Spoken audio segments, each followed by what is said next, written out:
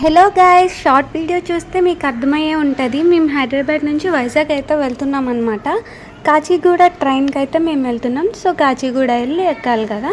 So Kachiguda అయితే Ola book చేసుకున్నాం అనమాట, ఆటో బుక్ చేసుకున్నాం. సో మేమైతే కాచిగూడ అయితే రీచ్ అయిపోయాము. ఇంకా ఫుడ్ అయితే ఏం ప్రిపేర్ చేసుకోలేదు. సో టిఫిన్ అయితే తీసుకొని ఇంకా ట్రైన్లోకి అయితే స్టార్ట్ అయిపోయాము.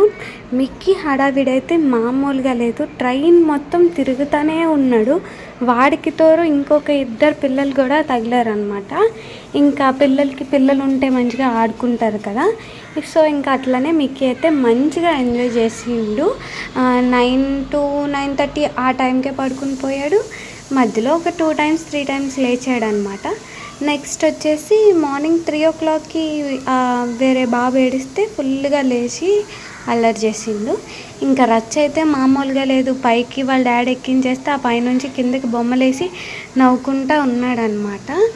నాకు అర్థమైంది ఏంటంటే, పిల్లలతో ట్రైన్ జర్నీ చేసేటప్పుడు ఇద్దరే కాకుండా ఒక 3-4 ఉంటే మంచిగా ఉంటుందని అయితే నాకు పర్సనల్గా అనిపించింది.